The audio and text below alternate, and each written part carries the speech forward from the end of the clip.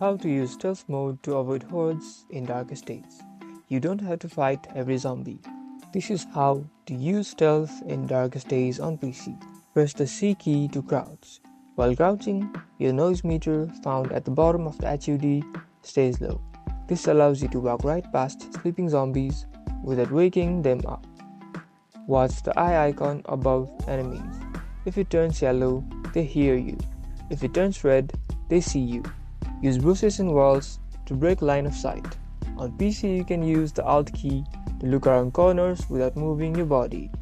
If you get close enough behind an unaware zombie, an execute prompt will appear. Press F to perform a silent takedown. This saves ammo and keeps the rest of the horde from hearing you. Stay in the shadows. Like and subscribe for more darkest days stealth tips.